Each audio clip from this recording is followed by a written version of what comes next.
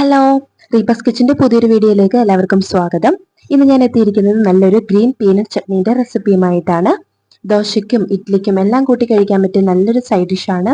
അപ്പോൾ എപ്പോഴും തയ്യാറാക്കുന്ന ചട്നിയിൽ നിന്ന് ഒന്ന് വ്യത്യസ്തമായിട്ട് ഒരു ദിവസം തയ്യാറാക്കി നോക്കുക. അപ്പോൾ ഇതെങ്ങനെ തയ്യാറാക്കുന്നതെന്ന് കാണുന്നതിന് മുമ്പ് ആദ്യമായിട്ട് എൻ്റെ ചാനൽ കാണുന്നവരാണെങ്കിൽ ഒന്ന് സബ്സ്ക്രൈബ് ചെയ്തിട്ട് ഈ വീഡിയോ ഫുള്ള് കാണുക. അപ്പോൾ എങ്ങനെയാണ് ഈ ഗ്രീൻ പീനട്ട് ചട്നി തയ്യാറാക്കുന്നതെന്ന് കണ്ടു നോക്കാം. ആദ്യം തന്നെ ചൂടായ ചട്ടിയിലേക്ക് കുറച്ച് എണ്ണ ഒഴിച്ചു കൊടുക്കാം. എണ്ണ നന്നായിട്ടൊന്ന് ചൂടായിട്ട് വരുമ്പോൾ ഇതിലേക്ക് 2 ടീസ്പൂണോളം കടലപ്പരിപ്പ് ചേർത്ത് കൊടുക്കാം. ഒപ്പം ഒരു 2 ടേബിൾ സ്പൂണോളം കടല ചേർത്ത് കൊടുക്കാം. ഇനി നമുക്കിത് നന്നായിട്ടൊന്ന് വറുത്തെടുക്കണം.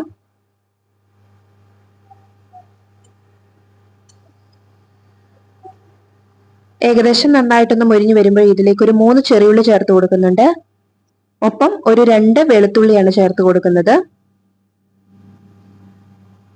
ഇനി ഇതിലേക്ക് എരിവിന് ആവശ്യത്തിനുള്ള പച്ചമുളക്, ഞാൻ 2 പച്ചമുളകാണ് ചേർത്ത് കൊടുക്കുന്നത്. നന്നായിട്ട് ഇളക്കി കൊടുക്കാം. അതിനുശേഷം ഒരു പിടിയോളം മല്ലിയില, അതേപോലെ ഒരു പിടിയോളം പുതിനില, ഇത്രയും ചേർത്ത് കൊടുക്കാം.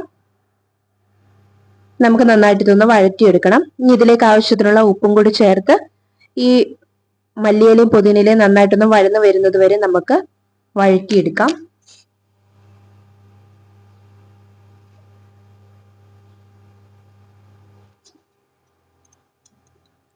ഏകദേശം നന്നായിട്ടൊന്ന് വഴന്നു വന്നിട്ടുണ്ട്. ഈ ഒരു പരുവത്തിന് നന്നായിട്ട് മല്ലിയിലയും പുതിനയിലയും ഒന്ന് വഴന്നു വന്നതിന് ശേഷം നമുക്കിനി തീ ഓഫ് ചെയ്യാം. അതിനുശേഷം ചൂടാറി കഴിഞ്ഞാൽ നമുക്കൊരു മിക്സിന്റെ ജാറിൽ കുറച്ച് വെള്ളം ഒഴിച്ച് നന്നായിട്ട് അരച്ചെടുത്താൽ നമ്മുടെ ഗ്രീൻ പീനട്ട് ചട്നി ഇവിടെ റെഡി ആയിട്ടുണ്ട്. അപ്പൊ എല്ലാവരും ഒന്ന് തയ്യാറാക്കി നോക്കുക. ഇഷ്ടപ്പെട്ടാലും മറ്റുള്ളവർക്ക് ഷെയർ ചെയ്ത് കൊടുക്കുകയും എന്റെ ചാനൽ സബ്സ്ക്രൈബ് ചെയ്യുകയും ചെയ്യുക. മറ്റു നല്ലൊരു റെസിപ്പിയുമായിട്ട് വരാം. ബൈ.